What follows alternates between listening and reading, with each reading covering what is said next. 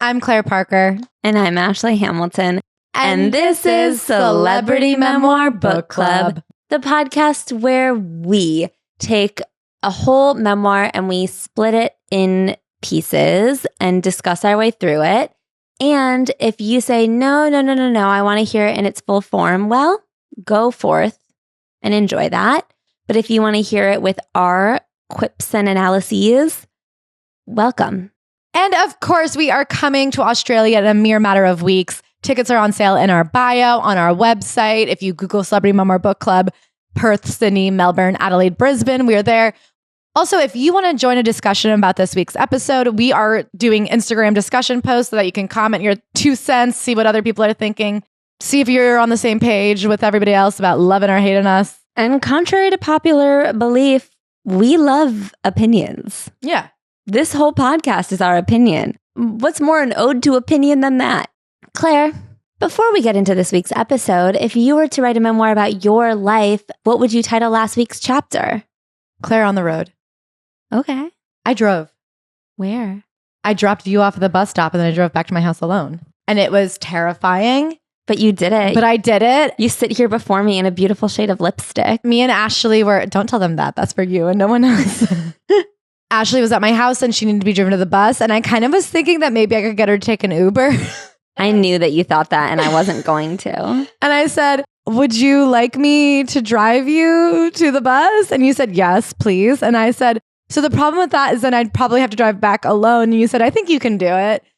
And I was so fucking nervous. But you know what I said to myself? Claire, 16-year-olds do this. Children, like in some states in America, in some farmland states, 12-year-olds are driving. What book did we read last Demi week? Moore. Demi Moore. She was like 11. Driving in LA. Yeah. And I was like, Claire, you can drive in a beachside town at 31. Okay, but you have to get on the highway a little bit. And you know what really scared me? Is here's what I've realized a lot of my problems come down to is I don't trust the vehicle. I haven't been personally briefed on the science behind how cars work. Oh, yeah. So then how could you even trust that it's real? Well, I don't trust that it'll always stay stuck on the ground. And that's really my problem is I have such a... Okay, wait, you think it's going to fly? Kind of. That's why I go so slow on the road because I'm so scared that like I'll get the kind of speed going that takes an airplane. It doesn't even have wings. Have you ever watched an airplane fly? It's flapping its wings. If you're on a bumpy road. Yeah. I don't understand how if you're going fast up a bump, you wouldn't just fly off the bump like a Simone Biles doing vault. Like a Michaela Maroney. But when Simone Biles finishes the vault, she comes back down. I don't want to be in the air for even an instant. And so that's really one of my problems. I have to drive over this steep bridge. And let me tell you, my foot is off the gas. I have to say 50% of the time I am driving, I'm cruising. This is such a scary thing to learn about you because the thing that I thought was the worst about you driving was that I don't know how to switch lanes. I don't know how to look behind me. Because when you tilt your head, you turn the whole car. I go side to side and I'm scared of going up and down. And you made me drive alone and I did it. I would just rather you go up and down than side to side, actually, because up and down is like just air and ground, and side to side is other cars and also walls and buildings. The thing about me is I have the people healthiest fear of gravity. I am so afraid of gravity, the ocean, and the sun. Gravity is not scary. Okay, I'm going to push you down a mountain. That is dangerous, but it's not. I know that is what would happen. It's not scary. There's not like an unknown. Stop it. I know that if I fell down a mountain, I know it would hurt a lot. Because gravity is something Ashley, I know is there. And I know that if we flew up and off in a car, it would... Anyway, I don't want to talk about it, but I did it and I'm proud of myself and I'm growing. And I think this time in 4 years, I'll be like out on the road myself. Yeah, I think frequently. So too. I think with one practice a year, you'll be ready to go. Yeah. And then now when we go on the road, and Ashley's always driving us from like Austin to Dallas and like Portland to Seattle. And my mom always says, the funniest thing about you two is that Ashley is the good driver. It is funny. We laugh. Anyway, what about you, Ashley? If something were to go into your memoir, what would it be? I would call this week No Progress. X in that book, my friends. I have had a broken television. Oh, yeah. For several weeks now. And I thought that it would be a really impressive time for me to like read a lot of books. How's that? Well, the problem is my television is broken. My phone is not broken. And I actually hardly ever watch television. I just look at my phone. Yeah, it's just a fun background. It's like ambient noise for your phone. But sometimes I will put my phone away and like watch television. For work. For work. This job. Yes. And I'll say, Ashley, if you like, give bug quality time, don't have a phone in your hands, but you can like watch TV, And so if the TV is broken, I feel like I've just been giving myself more permission to look at my phone. But I already was looking at my phone a lot, but now I'm looking at my phone even more for no reason. I would say it's been a bad one. And I shouldn't need a TV because I have a laptop and a phone. What's a TV if not a laptop smushed together with a phone? Should we get into this week's memoir? Because it's leaving me with a lot of things I want to watch on TV. Sally Field, if you guys don't know her, she's a 2-time winning Oscar de la Renta. She's a 2-time Oscar winner and a 3rd nominee, 3 nominations. She is beautiful. She is style. She is grace. She is Miss United States. She wasn't, but she's one of those actors that I've just like been aware of for so long and knew not a single thing about. And now I can't wait to get to know even more of her. I like wish I could meet her. I wish I could know her. I wish I could be her. I wish I could like give her a hug, and I'm not even a hugger. I wish I could let her give me a hug. Yeah, that would be nice. And also people have requested this memoir for years, and we were just like, whatever. I'm actually glad we waited on it because it's a lot. It's a lot. And I think I saw a quote from it on Twitter that I was like, wow, that's a really good quote. I should read Sally Field's memoir. And this book came out in 2018, sorry. Sally Field was born November 6th, 1946. And it's funny because me and Ash were talking, we're like, why did we always have this idea of her as like kind of like an older woman? And then it turned out it's because she is. Yeah. For our whole lives, she's been a mom. Older. Yeah. So everything that I've seen her in that was contemporary was her as an older person. And I haven't seen any of her older movies really. Oh, I also want to do a quick warning in the beginning of this episode that this book contains quite a lot of child sexual assault. And so if that is something that is very hard for you to hear about, I don't recommend this episode. So she does a lot of backtracking in her book, going through her lineage, understanding how her mother's mother like tell the story of who she is, how these pieces put her together. And she looks at her life as like a puzzle that she herself is trying to get to the bottom of. And the book is written as if you're getting each piece by piece and understanding who the collection of Sally Field is. And she sees all of her mothers and like all of her lineage as part of that puzzle. And they are all like not a standard American tale. I almost feel like they are though. When you think about how old she is. Yeah. When she's talking about her grandmother, I mean, she's talking about people who grew up in the 1800s. That's true. And I think like that's what's so hard. For some reason, I think of her, I guess she's not that much older than my mom. She's like 10 years older than my mom. But because of how quickly she had children and they had children, like she's on a completely different path than us. Her life is so much further than ours. Yeah. But there's a lot of women banding together because they had to, because husbands were dying, fathers were abandoning them. Her grandmother, after being sent to a children's home for almost all of her life with a sister, and then the sister was finally claimed, she finds out at 17 that who she thought was her father was not her biological father. And that is why she was not ever claimed by her adoptive father's family. And so because of that, she's very angry her whole life. She's angry at Sally's mother, Margaret, because she felt that Margaret and her husband had a close bond and she felt very competitive with her own daughter. And then Margaret, of course, had her own troubles raising Sally. And so she's kind of looking at everybody's childhood and understanding how every single one of those women was just like looking for acceptance and love from their mother, from their parents, from the men in their lives. And then in turn, not knowing how to wholly accept and show love to the next generation. But her family is pretty LA based. So her grandmother actually lived in her own mother's house with her sister. And so they had this like women hang. That makes it sound more fun than it was. I think they were all very sad, solemn people. Yeah, I think they were all quite specifically like mad at each other. But it was like a very specifically female-centric home. And then, of course, she's raised by her mom and she's not very close with her dad. So there does feel like this like matrilinear connection. Yeah. None of them know how to relate to adult men. Sally says, like even later in her marriages, she's like, I'd never seen a father-child relationship in any capacity. Like, and none of us did. Yeah, including her first husband, he had been abandoned by his own father. So he also did not know a father-child relationship. And that, I realized, is how this story fits into my life. These generations of women weaving a pattern into a lifelong garment, unconsciously handed down from mother to daughter to granddaughter to me. So Margaret Moreland, Sally's mom, started at Pasadena City College, and then she met a guy. He was a soldier. She married him 3 months later and halted her education. She had never really known women to have a career, and so she had planned to sort of just be a wife and mother. I think more than women, I think anybody. I think everybody up until that point in their family had been like subsistence living, like jobs, anything you can do. But this idea of going to school, getting an education, and then starting a career was not well known to them. It wasn't clear if she had ever had any intention of really having a career or if she was kind of content to just become a wife and mother. But then when the husband was at war, she gets discovered. World War II. They live in LA and a man sees her and goes, "Why don't you come on down to the studio for an interview?" And she goes in for an interview. She gets signed to Paramount Pictures for a 3-year contract. And then she starts being in the movies. No one in her family had ever had a career. The men worked to earn money the best they could. And now suddenly she's been presented with this potential thing. And it doesn't seem like she ever really had a passion for it or an interest in it at all. It was just like kind of a thing she did. And it's also so exciting and glamorous. It's not like somebody went and said, "You look like you got great fingers for typing, little miss. You want to be my secretary?" Yeah. To have somebody single you out and say, "You're so beautiful. Do you want to be in movies?" And she was so beautiful. So beautiful.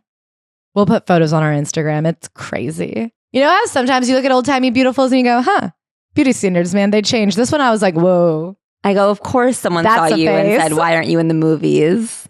So then the dad comes back from war. The mom is in the movies a little bit. She kind of spends a couple decades doing bit parts and walk-on roles.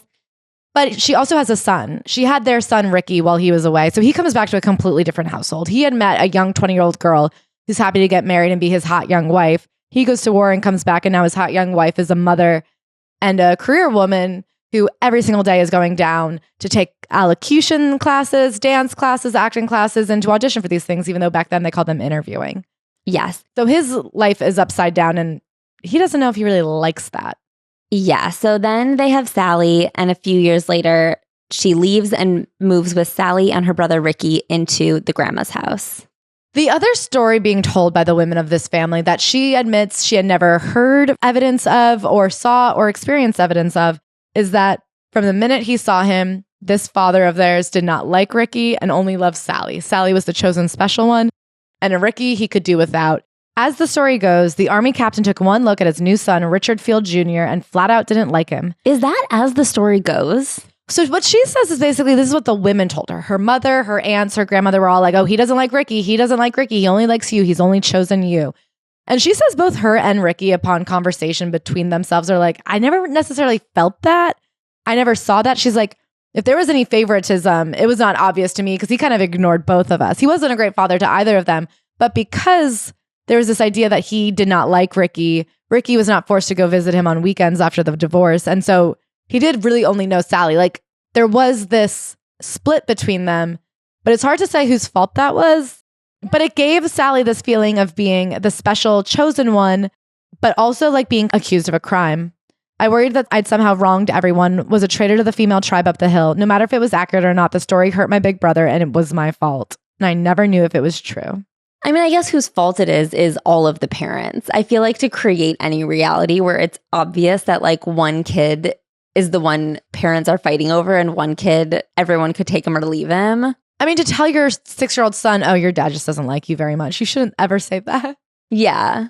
So I feel like it's all the parents' fault in that even if it's the dad's fault for actually not liking Ricky, the mom and the grandma should have said something different to him. So she's having to go visit her dad all the time, and she never understands why he's there because he doesn't really pay attention to her or do anything. They're always going to the racetrack and church, and she's like, at both, I learned to completely dissociate. Half the time, Ricky didn't seem to be listening, but I was, and made sure to laugh in all the appropriate places. I always tried to deliver whatever unspoken need he had of me, his chosen one. This is something she feels from an early age, this idea that she needs to be taking care of her parents. Mm-hmm. She wants to be chosen and liked. She calls her mom Ba also. That comes up a lot.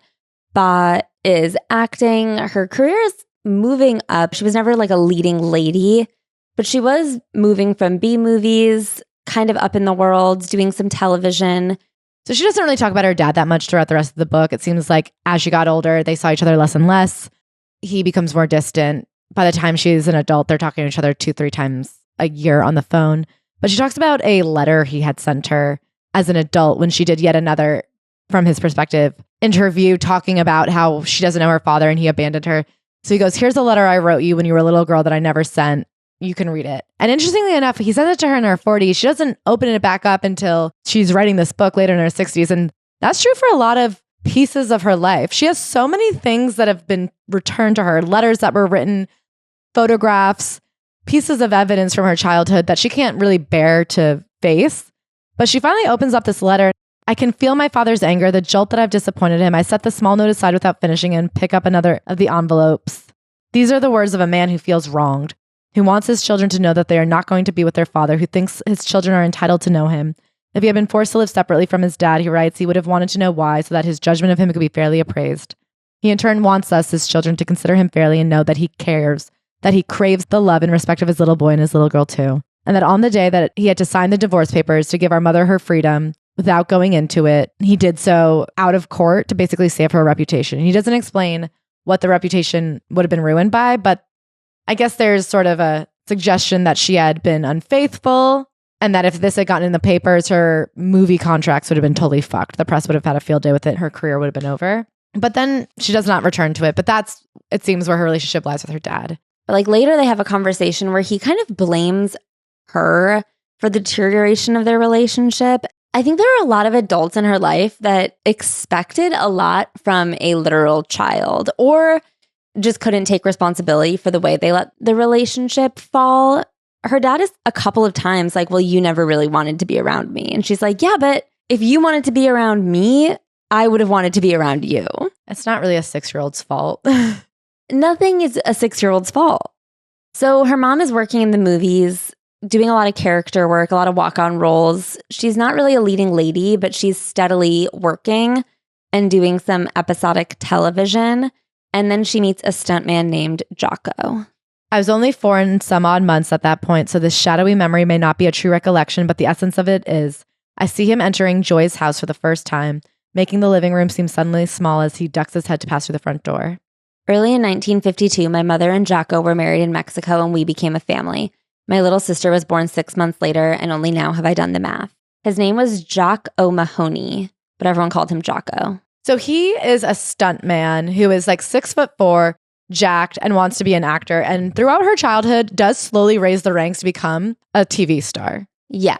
For a brief moment in time, but he is definitely a character in Hollywood.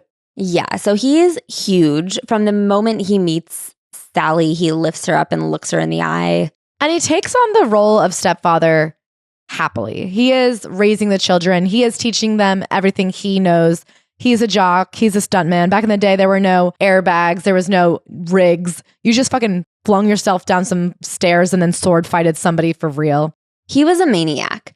And so he is constantly putting the kids also in kind of maniac situations, forcing them to jump off diving boards and go on these hikes. And there's like a lot of adventure, but it's also very scary. And so he's always coaching them, saying, you won't fall. And she comes to this very early conclusion that you can either be safe and ignored or terrified and seen. So if she wants to be acknowledged by adults in her life, she needs to just kind of surrender to these horrifying situations.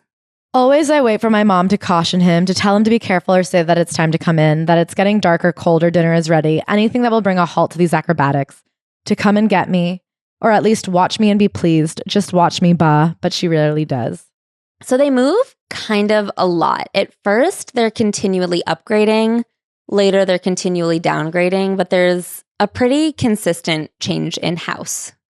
And, you know, both of these parents are sort of becoming stars, so they're getting profiled. There's all these family photos of them in fan magazines, which is like what I think we're back to at this point. Yeah. I think the fan magazines became gossip tabloids, became fan magazines again. They had a very isolated childhood. It seems like their parents didn't have many friends, and they didn't have friends either. She recalls this one time Ricky had a birthday party that he thinks of as a huge success, and she just remembers that only 4 girls from down the street came and all like stood in the corner and didn't want to be there. Ricky and I weren't exactly sure-footed in the people department. Our house was never filled with kids from the neighborhood or classmates from school.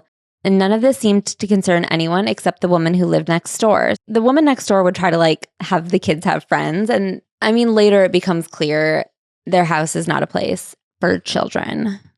But he is always engaging as their father. He's always buying them bikes and teaching them to ride and being excited about them. Jocko kept spending the money that rolled in. He also spent the money that hadn't rolled in. And then on Sunday mornings or any morning during the long months of summer, Jocko started calling me to his bedroom, the room he shared with my mother who was downstairs cooking breakfast. So he would call her in or send someone to call her in and have her walk on his back as a massage. And then he would turn over and be naked and have her walk down his front. She says from an early age, she didn't understand what was going on, but she had this pang of disgust in her stomach. There was something in her that she's I just didn't want to be doing it, but I was scared to say no. So I just did. But she didn't understand what was happening. Surely it was what every little girl did. So the distinct fingernails down the chalkboard feeling I had was to be ignored.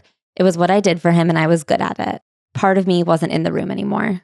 At this point, they're living in Encino in kind of a large house with a tennis court, a stable and 2 horses, and a swimming pool. So they're living very large.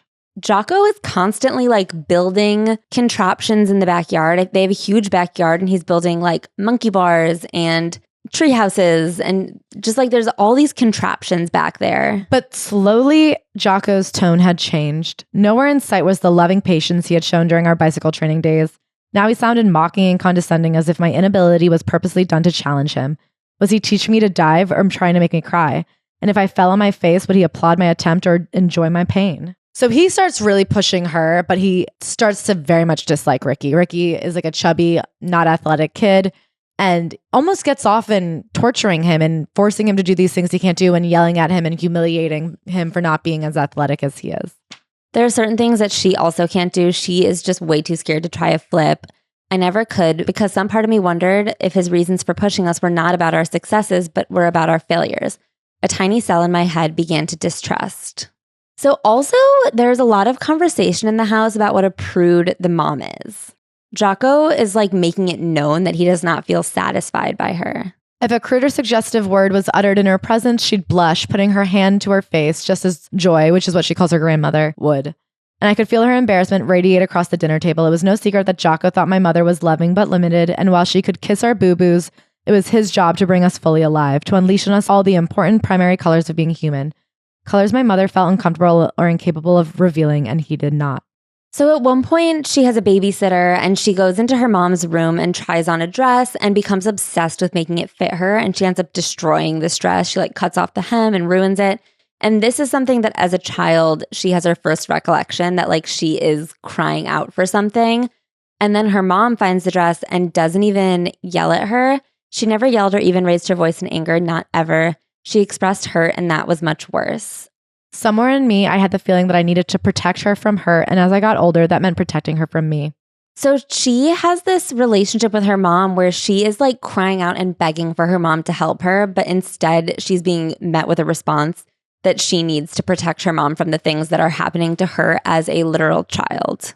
She doesn't ever remember her mom fighting with Jocko, which is something that obviously very much hurt her, especially as she gets older and her and Jocko start fighting. Sally and Jocko, she can't believe her mom never fights them. The only time she ever remembers Ba reprimanding him, even though it was unlightly, is when she keeps asking to go into the pool and her parents are hanging out with their friends. So finally Jocko grabs Sally and throws her 30 feet fully clothed into the pool.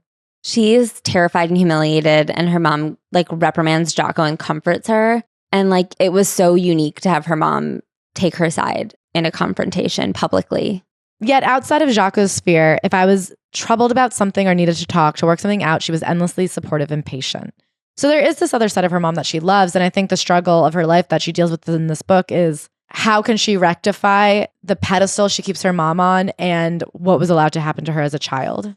It would be so much easier if I'd only felt one thing, if Jocko had been nothing but cruel and frightening, but he wasn't. He could be magical, the Pied Piper with her family as his entranced followers. Every year he did a beautiful Christmas for them, even though it always seemed like her Christmas was a little nicer. She recalls one year he stayed up all night in the rain building her this gorgeous 2-story treehouse. Ricky didn't get anything like it. She wonders, though, why was I given a whole house when Princess, her little sister... Her sister's name is literally Princess. I've been ignoring it because I didn't really want to deal with it. But Jocko said, that's my princess. So they named her Princess. Why was I given a whole house when Princess and Ricky didn't get anything like it? Not in any way. Where was the extravagance usually heaped on my mother? There was only a little house for me. She never had a lot of friends. It was hard for her to make friends because what was happening to her made her feel so isolated. She didn't know how to express that she was being abused. She recalls one time inviting a friend over, and when she came to be dropped off, she had been working with Jocko, and Jocko had gotten her to take off her shirt. So she ran and answered the door and realized she's fully topless at 12 years old and feels humiliated and makes them leave. I closed the door, then leaned my forehead on it, listening to the sound of their car driving away, feeling profoundly alone and numbed with shame. And always, always I was called. I knew I felt both a child helpless and not a child powerful. This was power and I owned it, but I wanted to be a child. And yet. So the abuse escalates. It continues to get worse and worse and more often until she's about 14 years old. And then she shuts down and just becomes furious with him. And they begin to have a very combative relationship until she eventually moves out. Mm-hmm. In 1954, his career is on the up and up. They move into that big house in Encino. First of all, they were spending money they didn't have for this house. And then he stops working as much. So they can't afford what they already couldn't afford. Because they were having so many money problems, Jocko and the mom have pretty bad drinking problems. Then when I was newly 14, I just stopped talking to him. One day I was his little doodle, and the next I refused to look him in the face or acknowledge he even existed, answering his questions with as few words as possible. Without touching him or knowing why, I pushed him away, and he felt it as surely as if I had hit him with a club. I shut down, tucked everything so completely inside my fog that at that time I couldn't clearly see what had happened. What had finally tripped the wire. I used the only words I could, which were no words at all, and my about face infuriated, confounded, and hurt him. After that, Jocko and I entered a war together. So he is obsessed with winning this power dynamic against a literal 14-year-old girl. Mm-hmm. One night, she invites a boy over for dinner because she thinks he's not going to be home, and he comes home, sees she's wearing lipstick. She says, no, I'm not. And then he grabs a towel and wipes her face off in front of the mom, the siblings, this boy. It's humiliating. He needed to beat me in whatever game this was. Mom, where are you? Even now, I want to call out to you. I want to look up and see you coming to help me. I don't understand. I don't want to discover that the peace I've been looking for is something I don't want to see. I've never wanted to see. My anger toward you. I still need to hold on to you. Please help me to see something else. So finally, she's allowed to date. There's this boy that she meets named Steve. He has a past of his own. He went to military school and then he had to go to special needs school because he robbed someone. I don't know. He's been in and out of alternative schools his whole life. But one year he goes to this school for kids with learning disabilities, which at the time could mean truly anything. And the teacher realizes he's bright and just a bit of a ne'er-do-well, which at 18, who's ever done well by then? Yeah. I guess he's even younger. So the teacher has him just go get a book a day from the library and sit outside and read. So in that year, he reads everything from Dickens to Hemingway, Steinbeck to Twain, Tolstoy, devouring book after book. And by the time he meets her, he's become quite a charming young man. So he starts showing up at their house and doing chores and just helping around the house. And the parents let them date. He wanted a family and I was it. And for the first time in my life, I heard myself verbalize my feelings, an endless stream of verbiage about Dick and Ba, Ricky, and slowly, bit by bit, about Jocko. Steve never backed away from emotion. To the contrary, he thrived on it, would push to find it in everyone. He had an intuitive sense of anyone's despair, and like a hound dog on the trail of fugitive feelings, he'd root them out, lock his focus on the injury, then comfort and soothe. So one of the reasons she lasts so long at home is because Jocko has started getting these movie roles that I guess are really not well paying because they have less and less money every time he leaves to work on a project, but he leaves for long periods of time. Every project is Tarzan. Yeah. But not a trilogy. It's he's in 3 distinct separate Tarzan projects. 1 as the villain and 2 as Tarzan. I guess the 50s, there was a huge Tarzan revival. Yeah, and a couple others. I think we've had a couple other Tarzan eras. I believe that, but I feel to be doing 3 or 4 Tarzans at once is crazy. That's true, but I can think of 2 Tarzans from my childhood and none since. Yeah, that's the fashion cycle we're looking for. When will Tarzan be back? Suppose any moment now he comes swinging in the window. And then one night, some piece of me that had quietly, wordlessly been growing in my brain finally ripped out of my self-imposed fog and took center stage. Rage. Jocko and I met nose to nose just as we had when he swept me off my feet at the age of 4. She's about to go out and he's like, well, where are you going? And she's like, I don't know, out, I'm allowed. I have the ability, he slurred at me, I have the ability to see your Achilles heel, little lady. Everyone's Achilles heel. The one thing about you, about people, about you, and if I told you, it would destroy you. And she's like, what are you fucking talking about? And he goes, you little smart ass, listen to me. You think I can't tell you things you don't want to hear, things you can't hear, things that you can't bear to hear? You think you know anything? So she goes into a full-blown meltdown and starts screaming, you don't know anything about me. You don't have any abilities. You are a fool and a failure. I hate you. You're a liar. And you know nothing. I had won. He grabs her by the neck, lunging at her. Boss sober enough to rise as Steve and Ricky haltingly moved towards the clumsy dance, but never made it far enough to cut in. I didn't roar or kick or cry. I hung in his overpowering, massive grasp and knew I had won. Somehow, some part of me that wasn't afraid, that didn't care if I was loved or if I lived or died, had beaten him, and he knew it too. So her brother is like a genius. Remarkable. He knew that there would be no money from his parents once he graduated. They didn't have any money to support themselves, really. So he had spent his high school years trying to get a gymnastics scholarship because I guess he was really good at gymnastics, which is so interesting that Jocko was such a little bitch towards him. Yeah. Oh, yeah. I didn't even think about that he acted like he was such an unathletic kid and he ended up getting an athletic scholarship. Well, almost. But then he tears his bicep and can't get an athletic scholarship. So he goes, that's fine. I'll get a science scholarship. And it turns out he is an incredible scientist. So he gets a science scholarship. He ends up being a part of like the Hadron Collider project.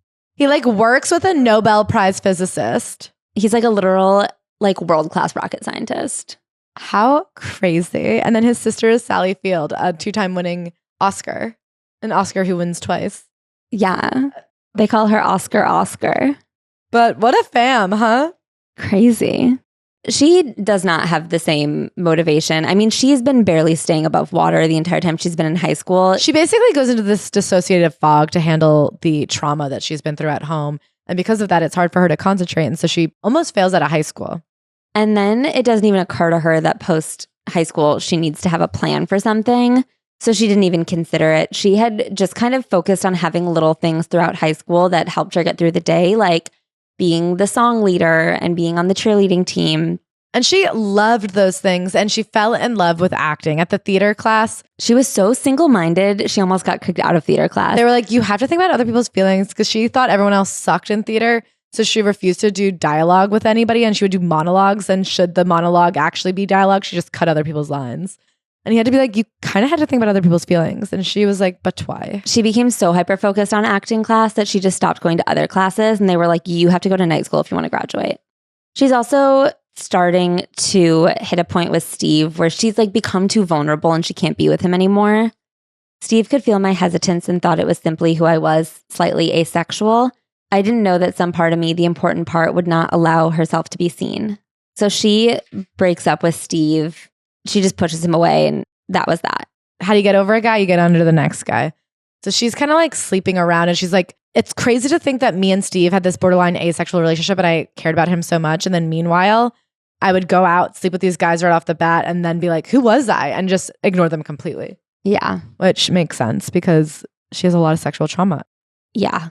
She decides she wants to be an actress. It's the only thing she can do where she's like pulled out of her fog. It's the only time she feels alive. So she decides she's going to audition for something called the Film Industry Workshop, which she said at the time was like kind of brand new. She needs $25 to audition and her parents do not have it. So she goes to see her dad, who she never sees. I mean, they went from the height of Jocko's fame from this giant house with horses and a pool to, she says, sometimes there's no food in the kitchen when he's gone.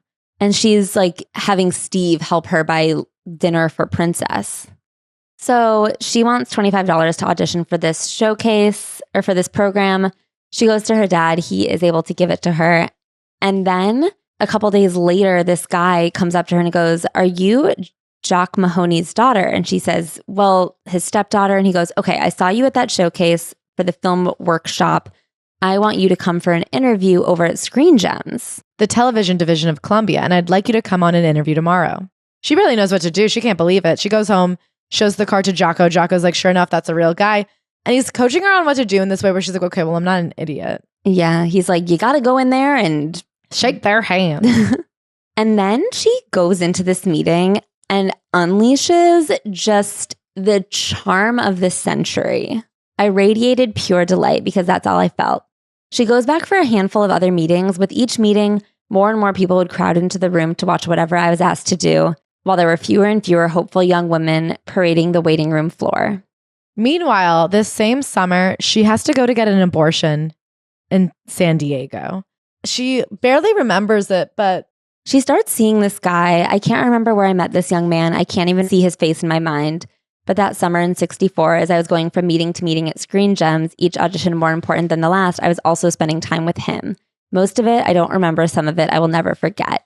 And what she will never forget is that in September of 1964, she found out she was pregnant. She's told by a family friend who's a doctor.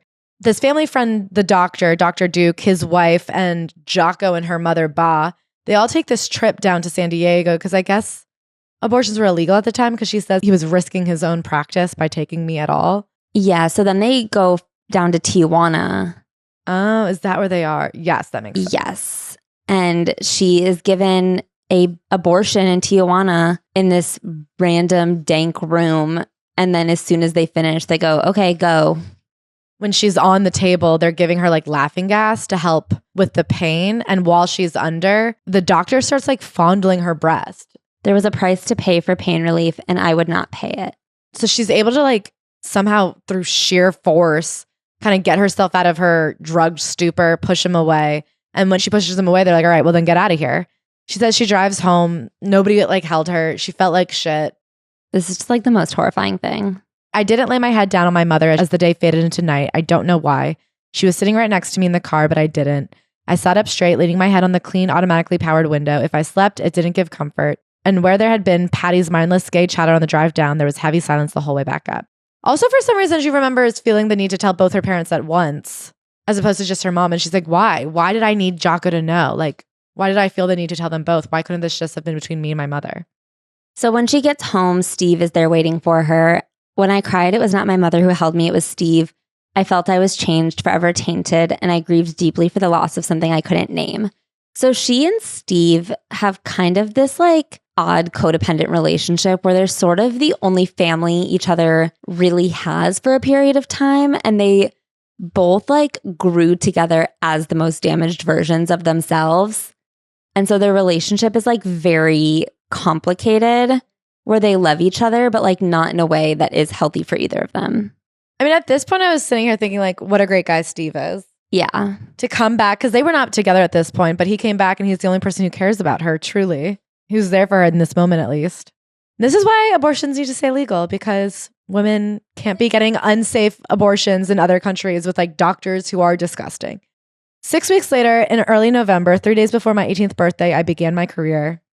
So she gets cast as the lead in a television show called Gidget. Okay, so I was assuming Gidget was a robot girl. Oh, yeah. I think it's just like a girl who surfs. It's weird. Her first line is, "You see before you me, Gidget." That sounds like something a robot would say, but I guess she's just a girl with no mom. Yeah. She gets a call. They need you at upfronts by the end of the week. She doesn't even know what upfronts are. Upfronts, for those of you who don't know, are a big presentation that the networks do every single year where they present to advertisers what their new shows are going to be, or like what their show lineup is going to be for the fall. I wonder what it's like now that like fall premieres are less of a thing. Yeah, and that things are no longer pilots. Yeah. Yeah, but it used to be this massive, massive deal, kind of the make or break for some shows, because if an advertiser wasn't interested in the presentation, they were not going to buy advertising during that show, and then the show would not be profitable for the network. So she is going to be on stage at Radio City kind of presenting Gidget on behalf of the network. I mean, she's barely 18 years old. She's sweet as can be. She's cute as a button. She has no idea what's going on. Button. And thus begins her life as a working actress. And I find her so interesting because the way that she can only ever really be a version of herself that's true when she's playing another character is so fascinating. I feel like she's like a textbook actor type in that she is so disconnected from herself in real life. She had just spent her entire teen years in this fugue state of trying to disassociate from her trauma. And then she steps into these roles and it's like she fully embodies them because she gets to escape from herself and find herself in these other women. So this young girl that she's playing is like very 1960s the typical Leave It to Beaver. She's got a dad. He's always going to teach her right from wrong. At the end of the day, everyone's going to end up happy. But she loves it because she says on the one side of this glass is the man who played her father on this was like an incredibly kind, protective, supportive man who treated her with the utmost respect. And because of the tone he set for her, she was just safe and protected, but also treated with like the maturity that she needed to step into. And she has this life where everybody loves her and everything's so sweet and it's regimented and she has this dad. And then on the other side of her life, her parents' marriage is breaking up. Her stepdad and her mom are breaking up. They have no money. Her mom's turning to alcohol and she has no idea who she is and she's incredibly traumatized. It's like she spends years trying on other characters until she can like whittle away which of parts of them are her and rebuild herself in pieces. Yeah, I feel like there are certain people who we read about who I think are very good actors. I think there are two buckets that they can fall into. One is like a Matthew McConaughey type, where I think they're kind of just like a vessel that is ready to be occupied by whoever shows up, like whatever character becomes them. I don't know anything about Daniel Day-Lewis, but I feel like that's a very method actor vibe to be like, okay, I am a blank slate, possess me. And then I think that there are like Sally Field, Gina Davis types, people who have this kind of hole in the middle of them that slowly gets filled character by character, and they're able to like become a more complete version of themselves. And like they need permission from a character in order to look at those pieces in the eye. Most of the day, I was so joyously buoyant that I couldn't sit down, and whether she was rummaging through the kitchen or running up the stairs or pacing around while talking on her pink princess phone, Gidget never sat still either. So unfortunately, Gidget gets canceled after one season, but then in a funny turn of events, they play reruns over summer and kids become obsessed with it. So after the show gets canceled and she's like wondering what her next gig will be, she becomes a star. Yeah. And she says it's interesting because she had grown up being in these photo shoots for these fan magazines that mostly were looking at Jocko and Jocko's like wife. And then she was the child of this man. And suddenly they were doing family photographs where she was the focus, not him. She also says back in the day, on a lot, they used to only have one hair and makeup department for all of the different movies and TV shows. So everybody would be in there getting ready. And I'm like, that's my dream. That sounds so fun. So fun. What if everybody is just hanging out, one big group? She has her first like real celebrity moment. She goes to this appearance and people hound her. Never again would I walk down the street or push my cart through a produce aisle without being aware of people when they recognize me and when they don't recognize me. Either way, I was no longer a member of the club anymore, the human club. I was a celebrity. Around this time, she also feels the relationship with her mother start to change slightly. She feels she's getting more of her mother's attention than she ever had. And she kind of wonders, is it because their relationship is breaking up? Is it because she's older? Is it because I'm older? She also wonders, is it now that she's the person who's making all the money? So it's no longer Jocko who's paying for the house. She's the big Christmas present buyer, I guess. Yeah. At the time, I felt a tiny pull, a part of me that wanted to turn to deny her my eyes. A feeling that grew over time like a miniature splinter slowly festering, and I never knew where the wound was located. When Gidget was canceled after that one blur of a season, I felt one quick painful stab and then it was gone. Maybe the fact that I'd lived in a fog bank for so long was keeping me from projecting ahead, forcing me to live one day at a time with very few expectations. When I walked away from the girl I loved so much, I didn't feel crushed. Gidget was still with me, was me. So then she gets a TV movie in Oregon. How do you say that? I don't know. Okay. I say oregano. Oregon. Like oregano, no O, oregon. Totally. That's how I say it. Yeah. It's a free country and no one can stop me. I reckon you're right. It's Oregon. Okay, so in this movie... Oregon. No, Oregon. I say it like organ. Like a donor or an instrument. So she, on this movie, kind of has the epiphany that leads the rest of her career, which is that she wants to be like a great actor. And I feel like that sounds stupid to say out loud, but a lot of actors, I think, don't have that at all. I don't think Blake Lively's even once considered it. Blake Lively is so funny. The way she's like, why would my art touch people? She literally is like, what would somebody's experience of me being a character have to do with me? She's like, you can never be me. Don't be ridiculous. Why would you relate to me? I'm so different than you. There's this one scene where she just cannot get herself to well up the way she's supposed to.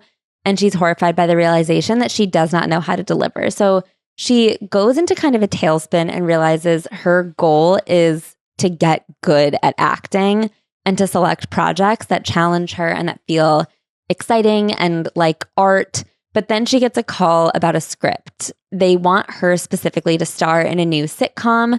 And she's like, abso-fucking-lutely not. This is the stupidest thing I've ever read in my entire life. But the producers call her, the network calls her. They even called Jocko to call her. They keep being like, but we wrote it for you. And so what had happened is because they had already canceled Gidget and then she became a star, they essentially were like, we'll find something else for her because like we want to parlay this success into more. We need a new Sally Field show because Gidget's gone. That's our bad. The word no is almost impossible for me to say, but somehow I managed to convey to my agent that the show is not my cup of tea.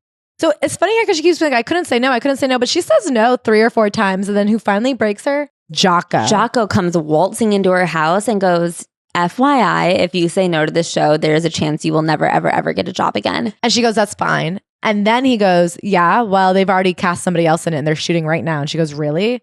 So then she becomes the flying nun. And I'm like, okay, I get why you said no. I have to say, I love Sally Field. I love this book. I'm so touched and like inspired by her. The one part where I have to roll my eyes is when she acts like the worst thing that's ever happened to her is having to have a corny little TV show. I'm like, oh, I'm sorry. Are you 19 years old and the star of a hack sitcom? Most of us should be, but so lucky. The Flying Nun was an instant hit. I felt deeply disgraced as if everyone were laughing at me. Do you know how hard I work every single day to get people to laugh at me? Not everyone is so lucky as to have everyone laugh at them. She eventually goes on to do like a presentation at the Golden Globes and she's like, I didn't want to. It was so horrifying and embarrassing. They wanted the Flying Nun to come fly on the stage and they made me do it for promotion of the TV show. I guess this comes from a place where like because she loves to embody a character and have it teach her something about herself, what this character was doing, like the mirror that was glancing back at her, was that she was nothing other than a laughing stock of everyone in the world. Yeah, but she's still getting paid more than anybody in her family combined. Of course. At this point, she's had one character, Gidget, and she has like an absolutely shattered sense of self. So if day after day, she's having to embody someone who she believes sucks. Well, at this point, she's a 2-time Oscar nominee. So you're saying like in writing it, she should have been. There is such a sense of like, you don't understand. To this day, she's like, to this day, my biggest regrets were not saying no. And I'm like, okay, well, I still think it worked out. It still worked out. I think in terms of your acting career, it seems like you really fought for yourself and won. So yeah, she does the Flying Nun every single day. She like enters a deep depression at one point. She has like a full-on mental breakdown where she melts on set. She like fully collapses into herself and says like, let me go home. I want to go home. I want to go home. I want to go home. So she's doing this thing where every once in a while she accidentally taps into her trauma to use for the character and it's like too powerful and she doesn't know how to hone it yet. So she's actually ironically doing all of these little activities that end up being like actor studio type exercises that she thinks she just invented herself. And when it comes out so powerfully and it's very clear that there's like something to her sincere that's going to go the distance. But she doesn't know how to channel it yet and she doesn't know what she's doing. And so she has this breakdown on set because she gets too into it. And this actress, Madeline Sherwood, is like, you know what, everybody? She's going home. Lock it up. Today's not the day. So before she finds any sort of outlet, she's broken up with Steve again.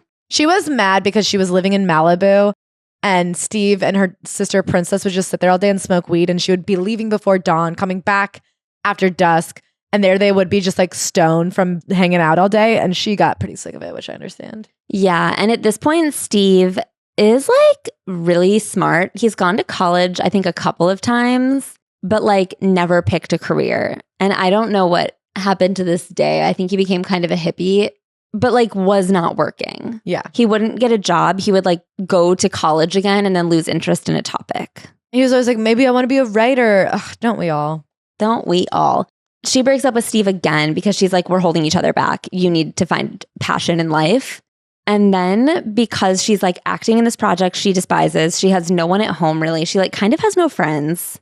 She develops an eating disorder. She just buries herself in food and then tries to regurgitate that food. That doesn't go so well. So she ends up gaining a lot of weight and then she becomes a binge eater, but she is not purging. And she's like, luckily people weren't really talking about it in a way that I could learn how to do it well. So yeah. And then people start writing articles about her weight gain, the Flying Nun gaining weight. I will say she's like, oh, look at this photo of my round face. And I'm like, you could not look prettier. I don't know. You look so darling. And then Dr. Duke gives her diet pills. Straight Drexamine.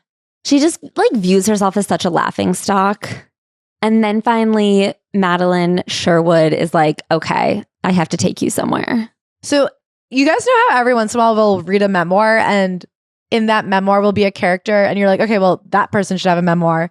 I have to tell you guys about Madeline. Madeline had done her studying in New York, which had resulted in a remarkable stage career. She had originated the roles of Abigail in Arthur Miller's The Crucible, as well as Sister Woman in Cat on a Hot Tin Roof and Miss Lucy in Sweet Bird of Youth, both by Tennessee Williams. She was a force, that's for sure. She had been blacklisted in the McCarthy era, had worked with Martin Luther King Jr. during the Civil Rights Movement, was arrested while participating in a freedom walk, then jailed and sentenced to 6 months hard labor for endangering the customs and mores of the people of Alabama, until her lawyer, the first African-American to represent a white woman south of the Mason-Dixon line, secured her release. She rarely talked about any of this, but you could feel it in her, like something lashing around, unwilling to settle down, a dust devil looking for loose dirt. Is that not one hell of a obit? I want to be a dust devil. Just looking for loose dirt. No, me too. I want to be her. I too. want her book. I guess I could Google and see if she has one. So she's shot on the same lot as the monkeys. People say we monkey around. But they're just trying to be friendly, I think. Well, I think they're too busy singing to put anybody down, which apparently isn't true in this book. So they do this thing where they come up to her, they get in a car with her on set, and they say, you look like you're really good at giving head. And she doesn't know what that means, and she is fucking humiliated, and she wants to cry, and she's horrified. And she says she was raised so prudishly. And she said, this very moment, I believe, is why I began to talk like a proverbial truck driver, slowly learning how to out-potty mouth anyone who tried to embarrass me with sexual words or innuendos. She also has this kind of like long-lasting friendship/enemyship with the monkeys. They're like at her birthday party. I don't know. It's very confusing. So I don't know if that's supposed to tell us something about the way she was raised. It seems like she was raised, in addition to being assaulted and therefore being like very confused about sexuality, there was less than zero talk about sexuality in the household. So she was like doubly removed from her understanding of herself. I don't know if this like speaks to that truth in her life, that she didn't know what giving head meant. Or if you had grown up with her, you had known her as a potty mouth. And she's like, here's why the monkeys made me talk like that. Yeah. I think that could just be maybe it's like a context for... Yeah, at the time, people are always like, why is that pretty little thing always using the F word? People say that about me. Okay, so Madeline says, come to this thing on Tuesday nights. Sally shows up. It's the Actors Studio. Lee Strasberg's the Actors Studio. He's not always there, but it's like this very intensive acting workshop on Tuesday and Thursday nights where there's like a very strong culture. People bring a project they're working on.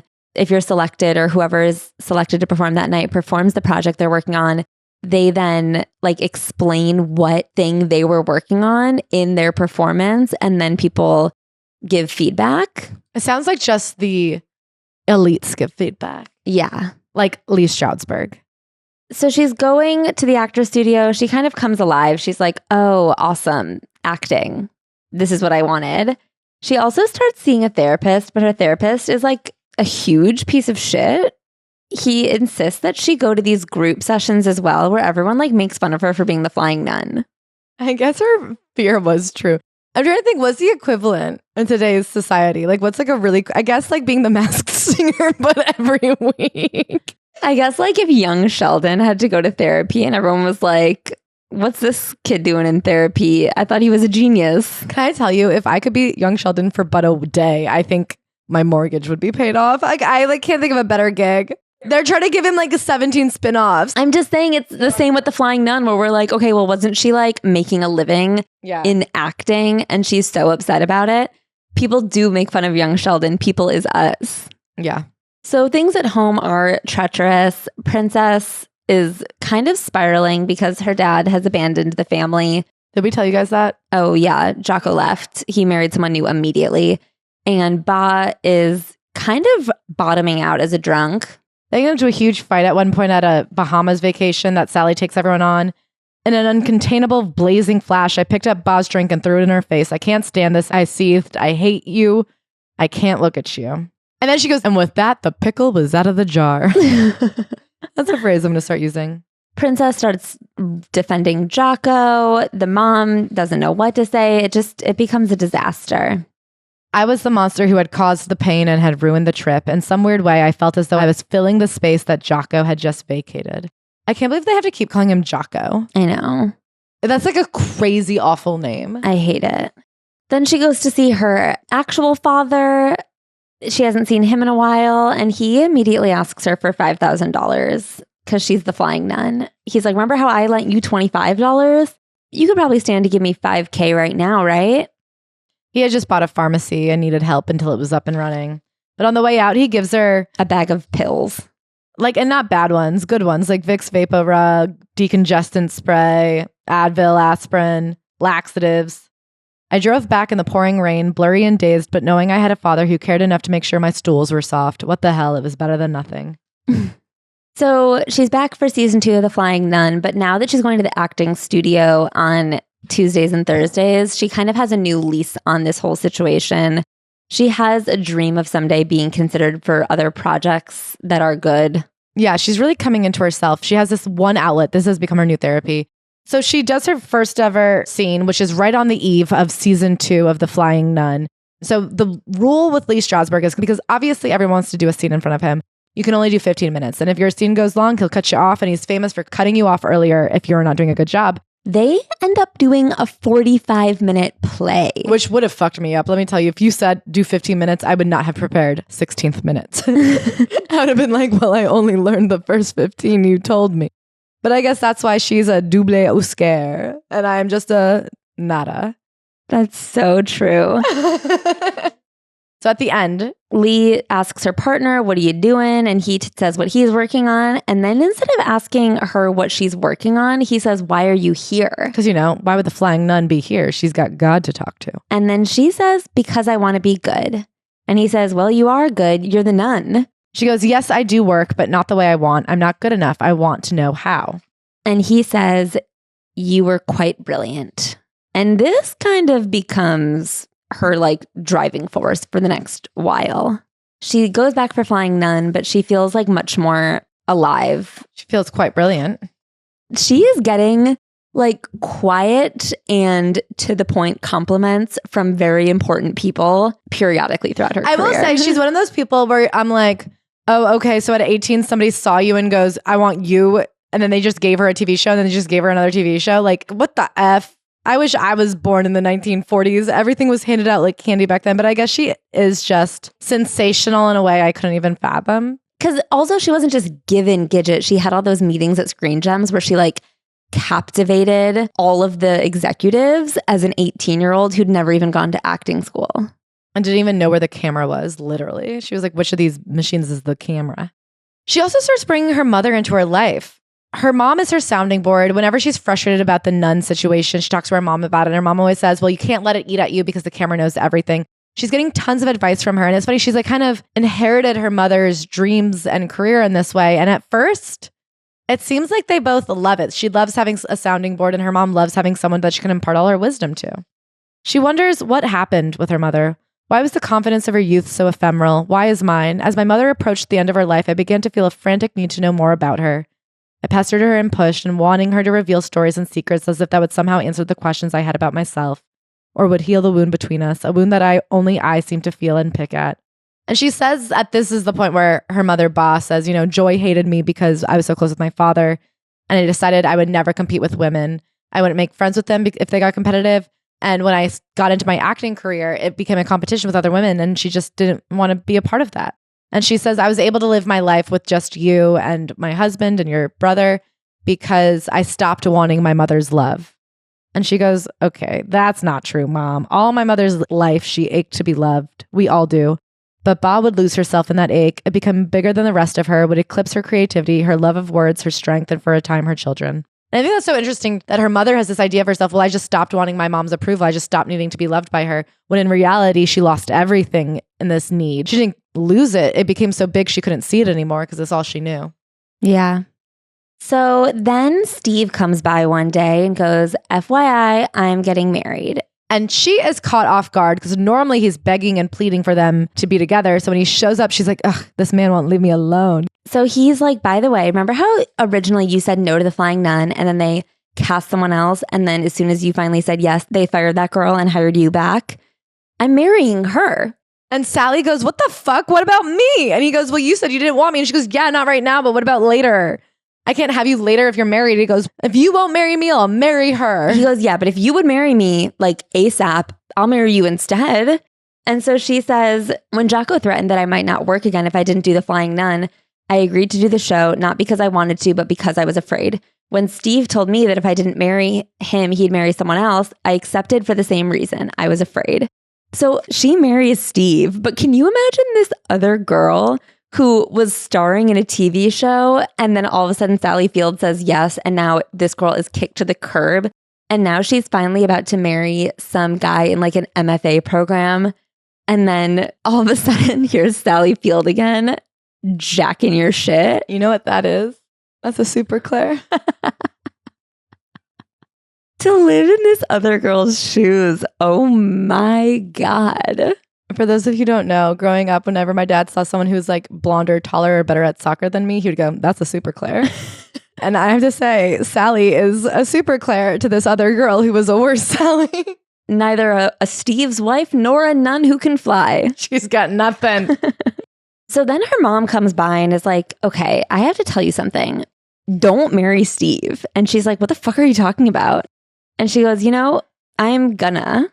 And she goes, you can't marry. I just had to tell you. I felt bewildered and betrayed by my mother. Steve and I got married September 16th, 1968 in Vegas with no one there. 10 days later, the second season aired.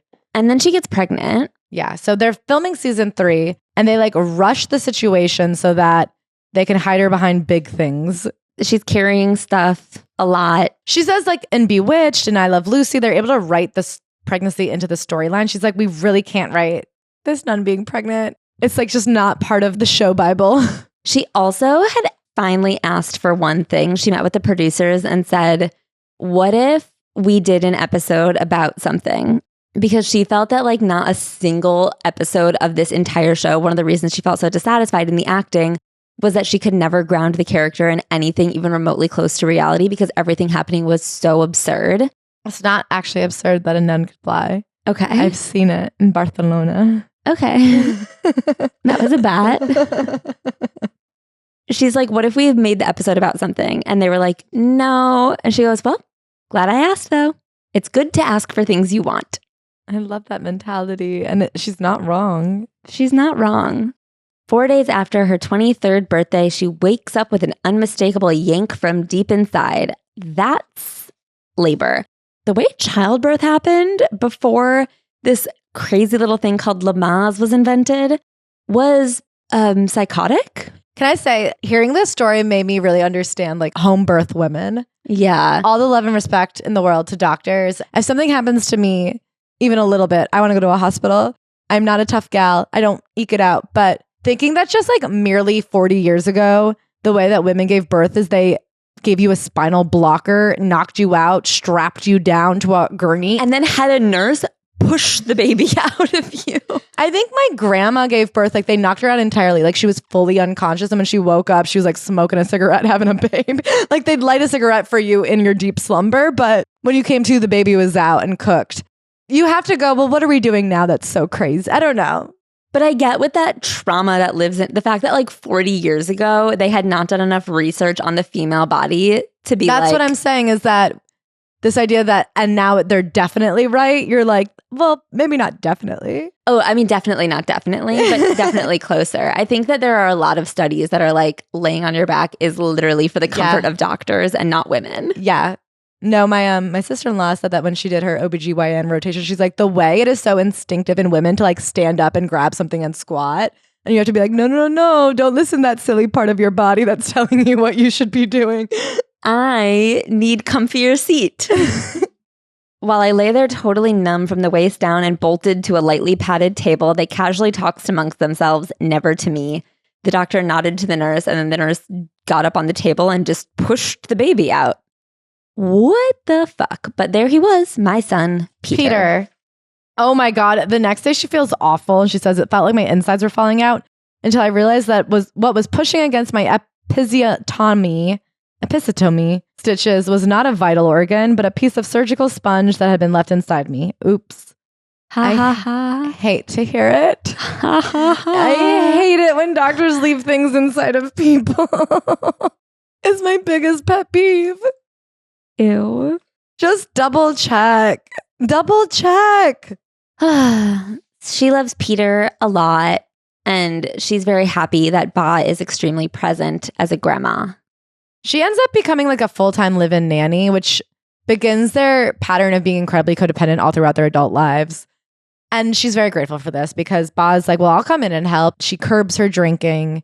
And it's the only thing that really makes Sally feel comfortable going back to work. Sally is so young, by the way, at this point. She's 23. She just turned 23. And now she's married and she has a baby. And she's the star of her second TV show. She also notes that with Steve, although he will not find a real job, it was never even considered that he would be a stay-at-home father. Maybe it was the era, or maybe it was my own blind distrust of men. I'd never been around a father and child relationship, not a good one anyway, so I'd never seen a man interact with a new baby boy. I tried to stand back to observe Steve, but Steve would do things like throw him really high in the air, even though the baby clearly didn't like it, or like catch him wrong. And throw him in the ear and knock his head on the ceiling. She goes, maybe it was uncalled for. Maybe I was overreacting to something I saw through the eyes of my childhood. I don't know. It does seem like maybe Steve just wasn't a great dad. And this continues on later. She's like, later when the boys are much older, she's like, they come back from their dad's house covered in bruises and scraped, and Peter's asthma was really bad. And yeah, he lived like a very commune style life. And it seems that the boys were unshowered. Yeah. And he was always like, well, I can't watch them all day. I want to get my MFA in screenplay writing.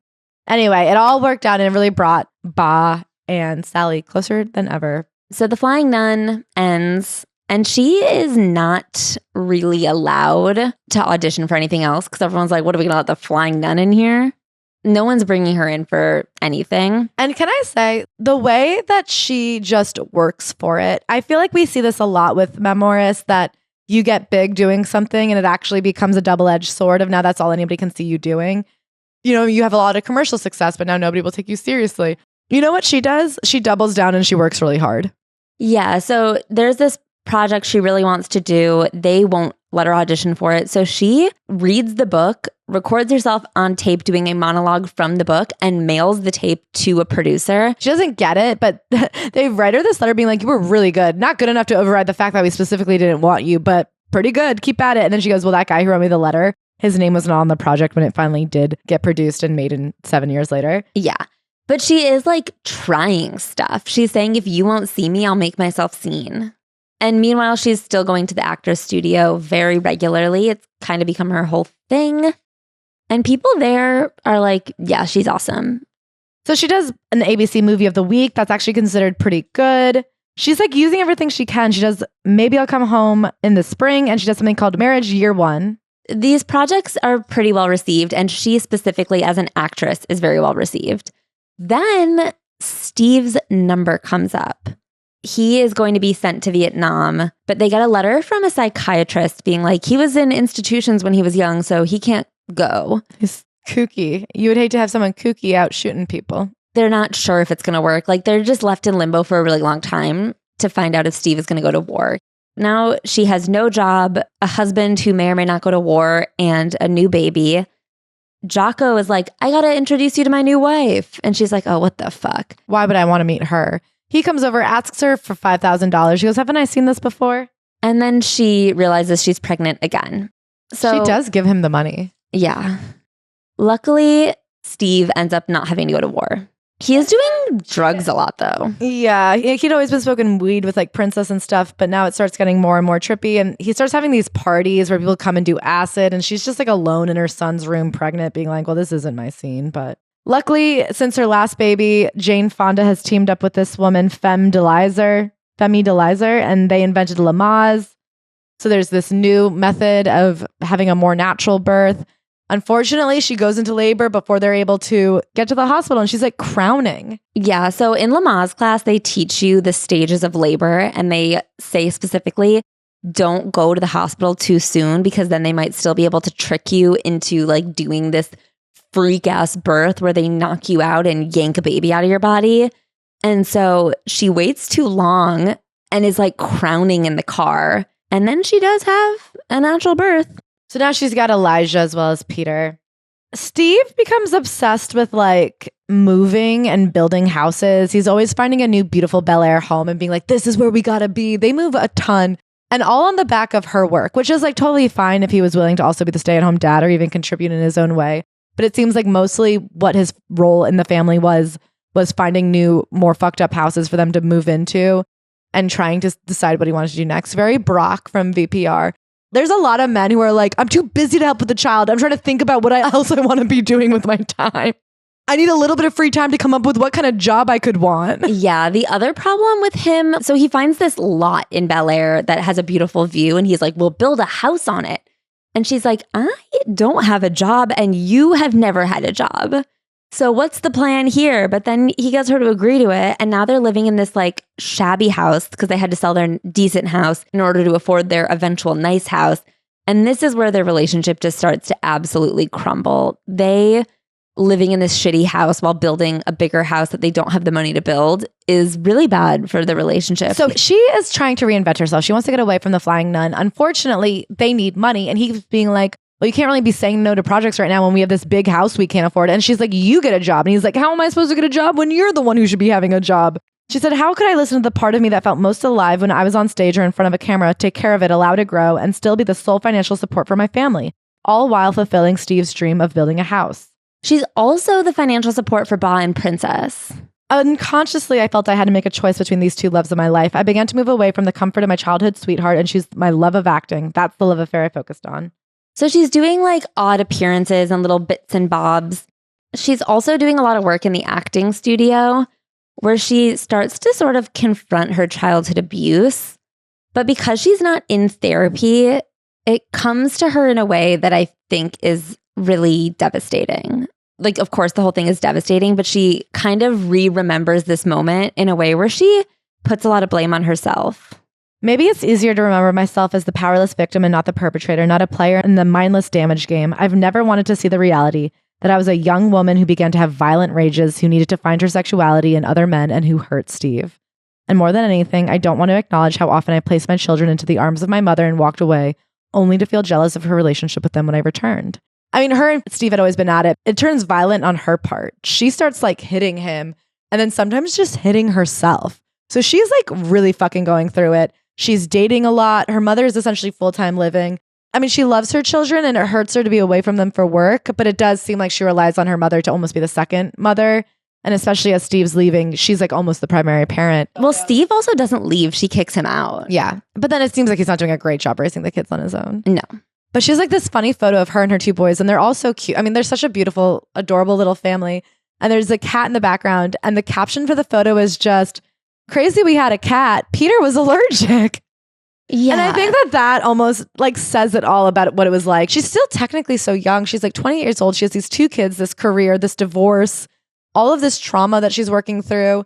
And I think they were just like running along, keep up if you can. But unfortunately, the keep up if you can was directed at like a 2 and a 4-year-old.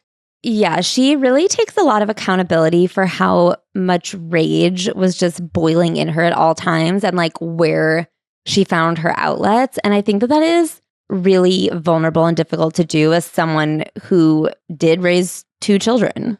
And she talks a lot about her relationship with her mother. Of course, she completely relied on her. And she says anytime one of them tried to sort of move on without the other would pull them back. So if her mom got her own house, she immediately would go, well, now I need you more than ever. But then she was very jealous of her mother's relationship with her children. It seems like in her older age, her mom really tried to make up to her children all of the mistakes she had made when she was raising them. She says that her brother, Ricky, really pulled away from her mother, but her mother never said anything about it or complained. And it was only later Joy told Ricky's wife, she cries herself to sleep every night. And then she says at a moment's notice, she'd drop everything to drive to the Topanga Beach house and wrangle 2 young boys for the day. Then when I'd drag myself home from some dumb game show, I'd walk through the door and turn into someone I didn't want to be. My mother led a little band of playtime junkies on a rampage through the house looking for the next imagination fix. All I could see was the fact that the toys were scattered everywhere as if from a deliberate need to undo everything I'd done.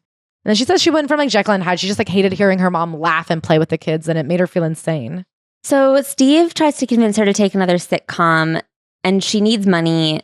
But then she finds out that he has negotiated himself an associate producer role on this sitcom. So she's like, okay, so you're making me compromise everything I'm working towards to give yourself a job. And she's like, but he does need a job. And so she ends up taking this sitcom, and by the time they're working on it, he's off the project and they're divorced or they're broken up. And it's called The Girl with Something Extra, which is like a woman with ESP.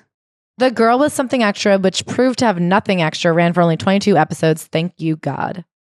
So she's kind of unraveling at the seams. She misses Steve, but she knows she can't be with him. She's out. Her mom's there. Her children are struggling. She doesn't really want to admit. She says that she never once thought, like, how will this impact them? I don't think we knew back then that divorce was the worst thing that could happen to a young boy, so it's not her fault. But she has this kind of crazy moment at the Lee Stroudsburg Institute or Actor Studio or whatever it's called. Someone asks her to be in a scene together. She doesn't like who she's playing. After the scene, Lee spoke to my partner with a patient, careful attention, then clicked the back of his throat a few times, looked laser-like into my eyes and said, yes.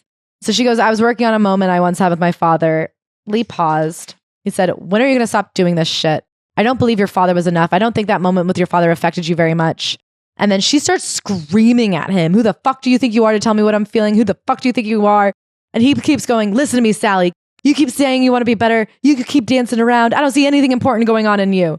And she keeps going, who the fuck do you think you are? You don't know anything. And they're like screaming at each other. And then he just leaves and he goes, where you are right now is where you need to be. But it has cost you a lot. You have tried to hold it all in. You must always be where you are right now. And she goes, what does that even fucking mean? And she leaves. I mean, he is so fucking revered. For her to just be screaming at this guy. And it's funny because she has this sweet, adorable demeanor. Like, she's so cute. I think we've just invented that because of her face shape. No, but I also, the way that she's like, I couldn't tell anybody no, unless I was like beating them. Like, I do think that this is very true of women of that era, that they were so forced to be sweet and easygoing and say yes. And if you don't take this job, then how is your husband going to have his dream house? You just have to say yes and yes and yes. But within you, there's this rage. And then because of her trauma, the rage was like times a million. And I do think like you just don't see a lot of honest memoirs that like account for a whole person. Yeah.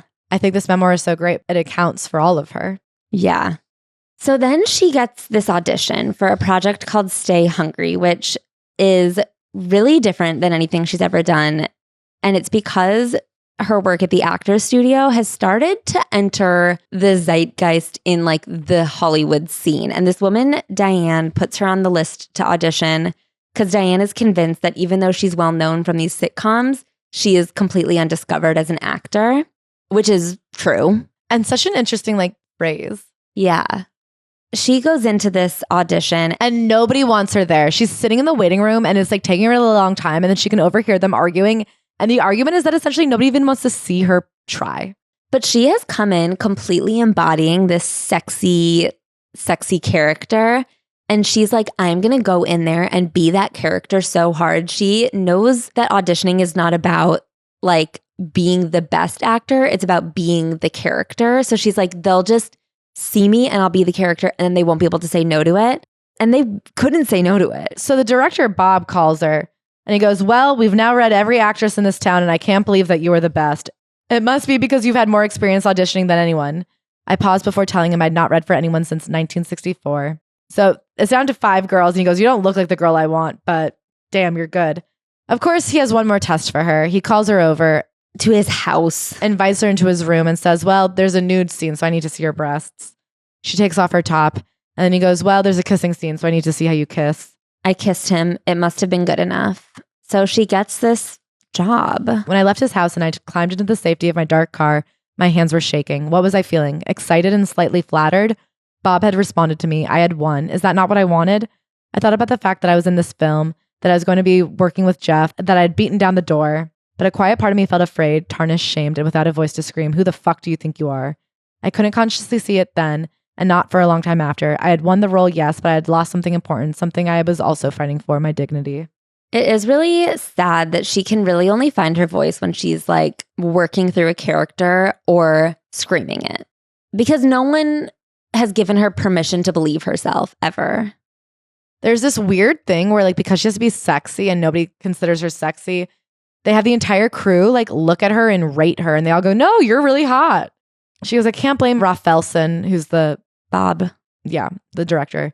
Well, yes, I can. When I look at it through today's eyes and my now 71 years, I'd like to bash him over the head. But I wasn't anyone's victim. I was a 28-year-old grown-up, and in 1975, it seemed like acceptable behavior on his part.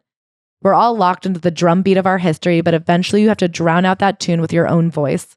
I couldn't hear my voice. I couldn't tell the difference between what was the work and what was real life. She also has an affair with him throughout the production because obviously he's kind of obsessed with her and has been exerting his power in an inappropriate way.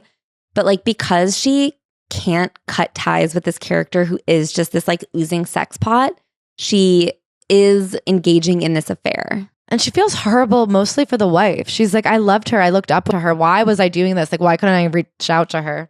Just as my mother had only been a staircase away in my childhood. None of that ever entered my mind. So she still is doing really badly financially. Stay Hungry is wrapped and she's on unemployment. She also has this like new young boyfriend named Coulter. He seems very sweet. It's the first time she's with a guy where she's like, he needs to impress me because I'm famous and he's just from Denver or something. Yeah. Aspen, who cares? So then she auditions for a 4-hour miniseries called Sybil, which would be about a woman with dissociative identity disorder. You might know it from TikTok as Did. And she just saw it and she just goes, my hands shook. I knew her. She belonged to me. And though I never consciously saw how connected I was to Sybil, never saw myself as having similar psychological survival techniques, I knew my own childhood difficulties would fuel the work, knew this role was mine, even if no one else in the room thought so. So the director did not want her, but Joanne Woodward, who was playing Dr. Wilbur, was like really, really, really on her side. And Joanne was much more established. And it was the same thing with that same woman, Diane, said, just let her come in. She came in, she crushes it. They're like, fine, but let her read with Joanne Woodward. And then she's like, I won't work with anybody. I mean, she just proves herself by being the best. And she's so funny. She's like, the day of the audition, I was running so late. My childcare fell through. I couldn't get my ex-husband to pick up the phone. He only would come over on his time. I had a long ass drive in traffic. She's like, by the time I showed up, I was so fucking frantic and nervous and stressed that I like seemed crazy, which is perfect. So she's doing rehearsals for this project and the director sucks ass. He's being such a bitch and she is like having a hard time fully embodying this character because she's also anxious about Anthony, the director's dissatisfaction and like getting yelled at as she embodies a very vulnerable character. Like nothing she's doing is how he perceives it. And he keeps feeling, I want you to do it differently. And she's like, how he wants me to do it just doesn't make any sense to me. And then after 3 days of shooting and it not going great, she gets called into essentially the principal's office. And there's Joanne. And with a bunch of other people, she goes, have a cup of tea. Sally is nervous. She goes, today will be Anthony's last day. Tomorrow we will shoot without a director, just basic backup scenes. And then Monday, our new director will come in. And I think it will go much better for us. And the way she was like, I cannot believe somebody had my back like that. And can I say, shout out to fucking Joanne Woodward. Incredible. What a hero. What a hero. With a hot husband. The power characters in this book are women who are not afraid to speak up on behalf of other women. Mm-hmm. Like Margaret, or what was her name? Madeline on The Flying Nun being like, here is the lifeline that you are obviously looking for. Joanne being like, I have your back through and fucking through.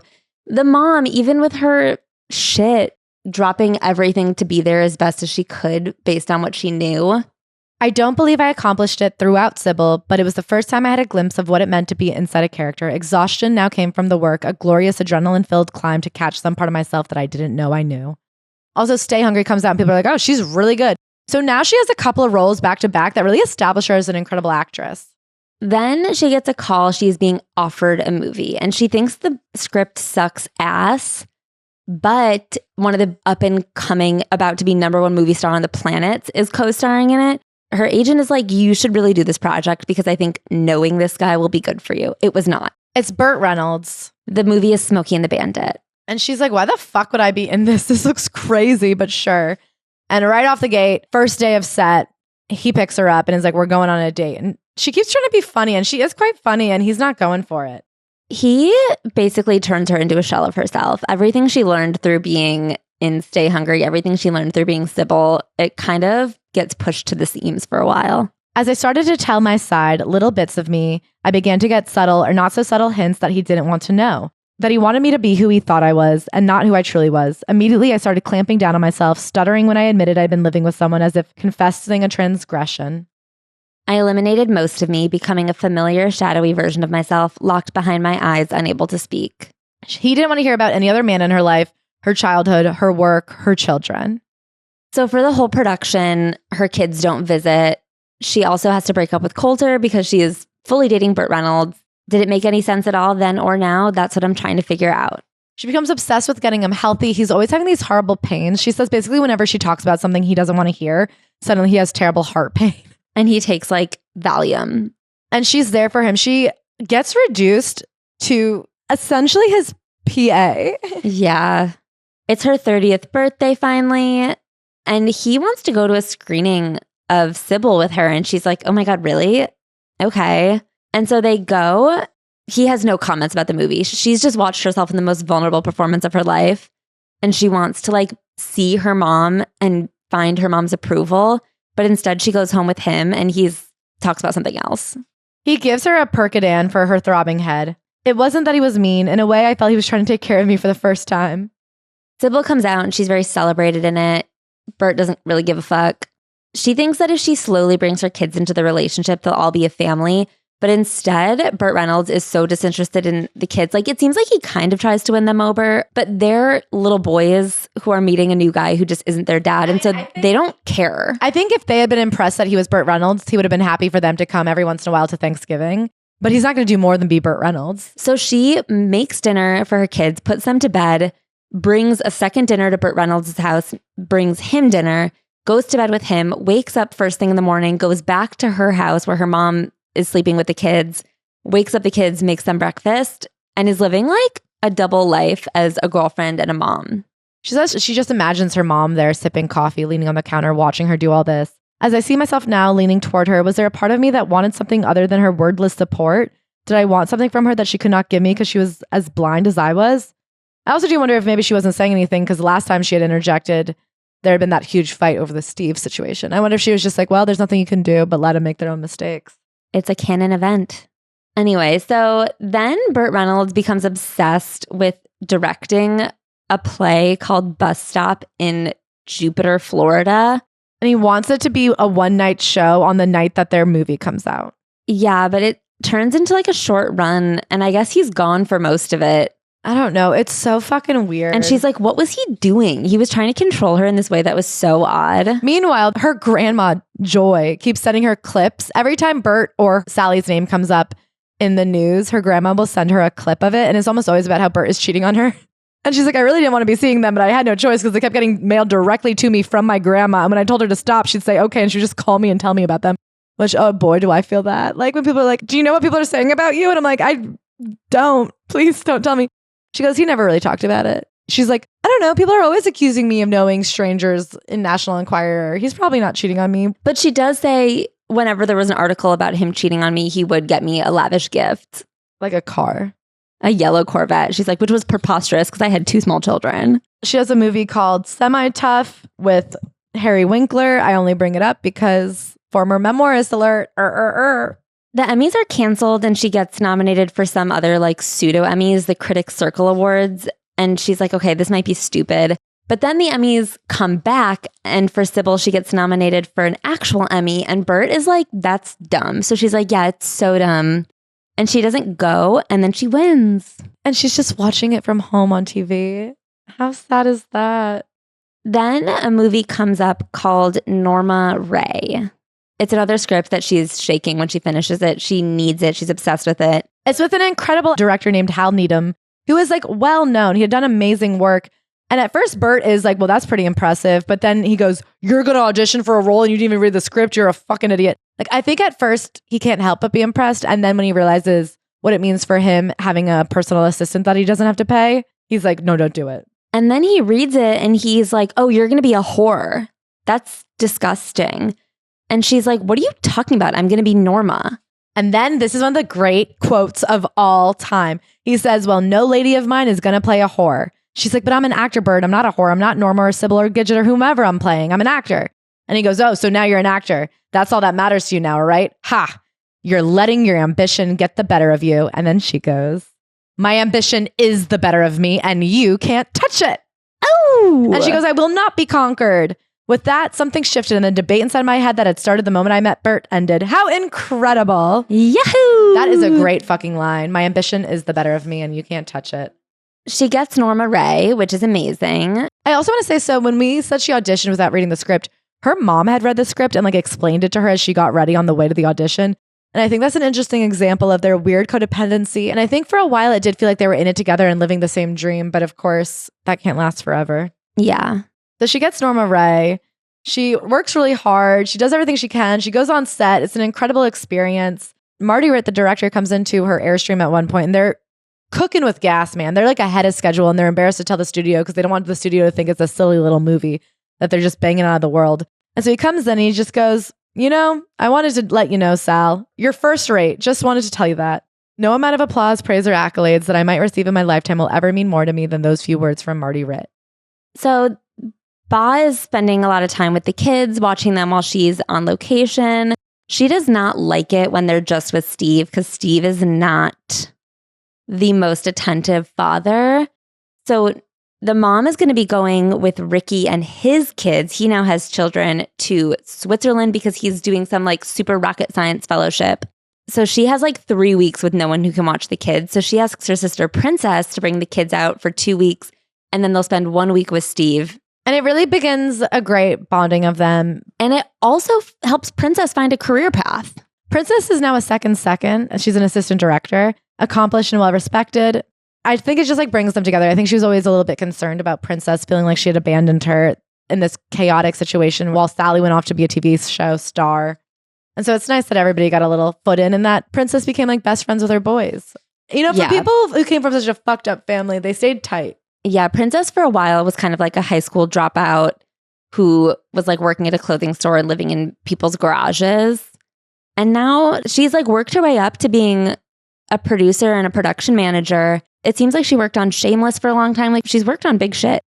She loves playing Norma. Standing in Norma's shoes, I could feel my own feet. If I could play her, I could be me. As with Sybil, I never stood outside of Norma Rae to see how much of her story was in reality mine. So Norma Rae becomes a sensation. People love it. It premieres at the Cannes Film Festival and she wins the Palme d'Or. And Burt is like, ew. It's also when things with her mother start breaking. Like it's very clear at this point that they're not in it together. It was not happening to her. It was happening to me alone. I had grown out of her sphere of influence because it had happened to me. Every day of my career had happened to me, not her. I had left her behind and it jarred both of us. She also has this realization that now she's an honest-to-God movie star, but I never saw myself as being important, highly sought after, at the top of my game.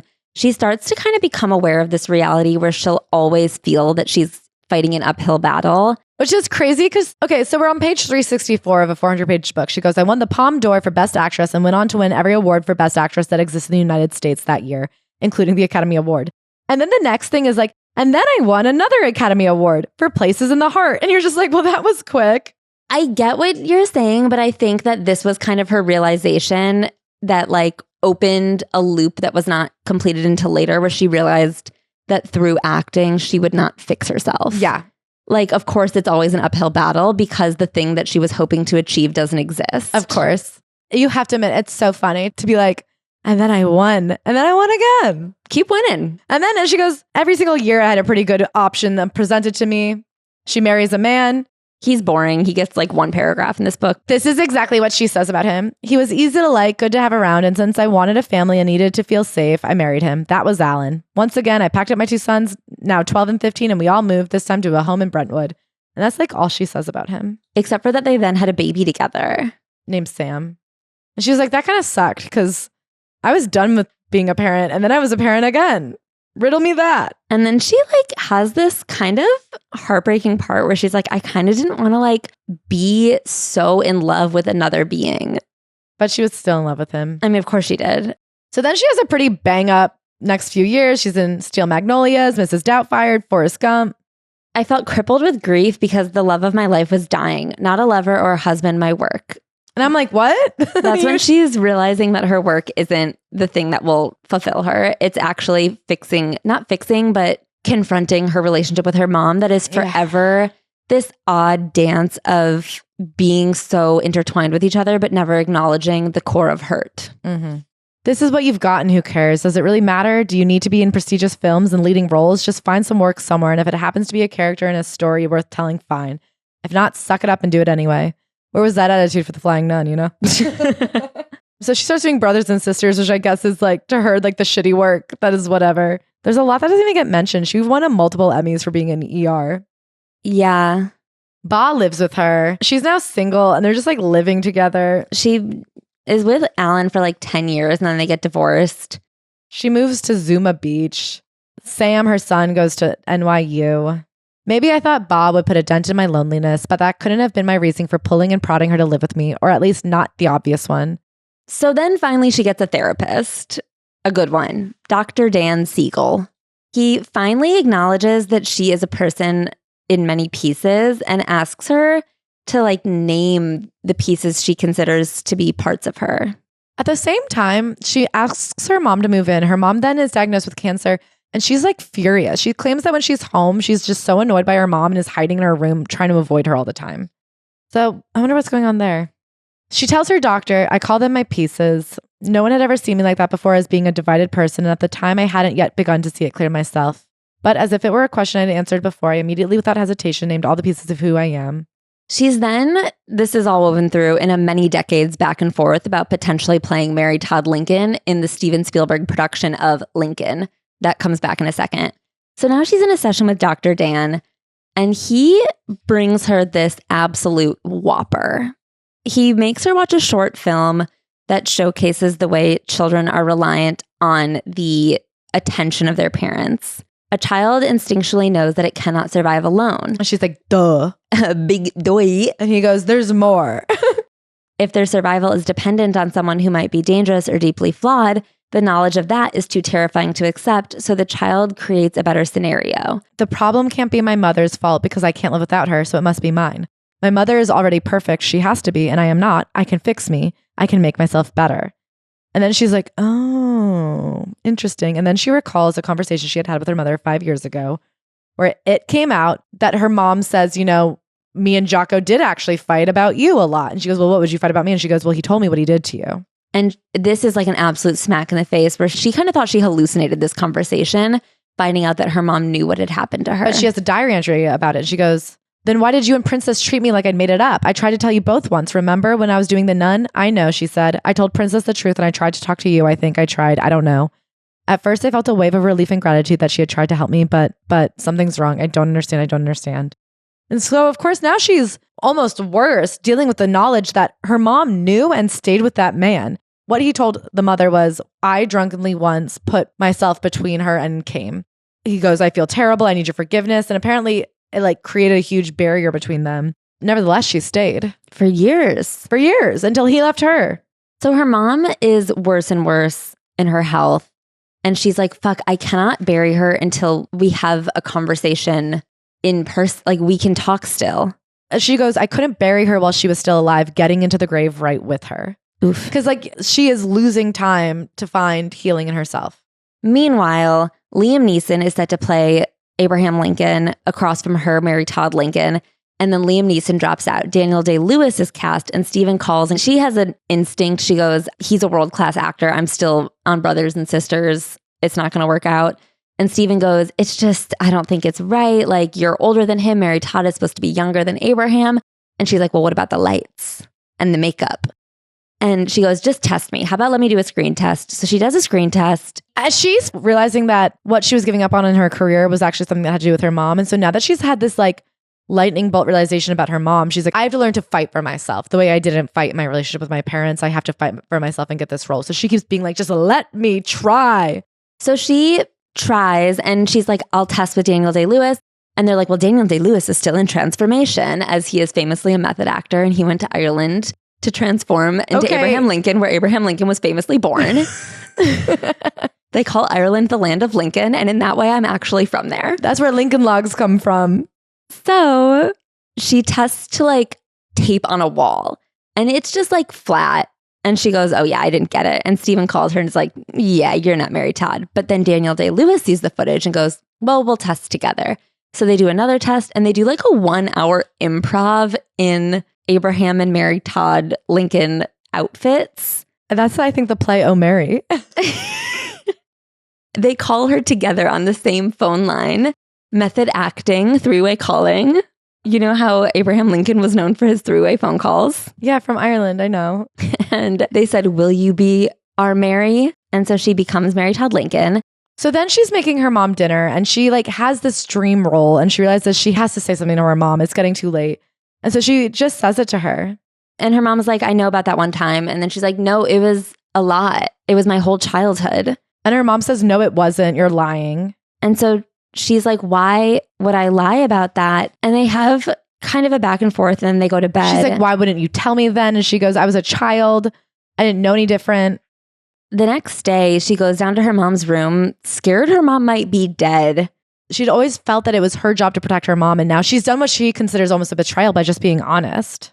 And her mom opens her door and goes, you will never be alone in this again.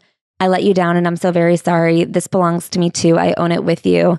And her mom says, I want to talk about it. I want to know everything. I promised her I would tell her everything, but I never did. I never brought it up again. I didn't need to. I mean, it just like is what she needed to share the burden. It's really heartbreaking. I mean, I cried when I read that part. I cried when I read that part. And then I cried again when I read the epilogue. And then I cried again when I was telling you about the epilogue before you'd read it. She is shooting Lincoln, which she then is nominated for an Oscar for. Congrats, girlfriend. And she's talking to her mom who is dying. Her mom had promised to not die until she finished shooting on location. And of course, that's not really how it works. And one day she calls her mom and says, if you can't hang on, it's okay. And her mom says, do you think I'm about to die? And she goes, no, I'm just saying if it gets hard, I'll understand. And her mom says, I'm hanging on until you get back. And then she asks, who do you want to come get you? Like when you cross over, who do you want to be the person you see? She says, do you want Joy? And her mom says, no, she'll be too critical. How about your father? You always wanted to see him again. How about dad? Yes, I would like to see him. Good, I said, he'll be there. After a tiny pause, I continue, Mom, try to haunt me if you can. Just generally bother me all the time. You mean the same old, same old? We both laughed. They talk a little bit more. Her mom apologizes for letting her down. And she says, no, you've given me everything. Promise me one thing. Promise me something. Promise me you'll be the one to come get me. Please come and get me, Mom. Whispering fiercely, she said, I promise, Sally, I promise I'll come get you. What the fuck? She gets a call from her sister that night that this is kind of it. She flies home immediately and gets home that night while her mom takes her last breath. I closed her eyes and kissed her face. I laid my head on her body and cried. It was my 65th birthday. That sucks. And, you know, she's continuing to grow and she's continuing to learn about herself and forgive herself and forgive her mom. And that's it. Final thoughts on Sally Field. I love her. I love her too. Great job, Sal.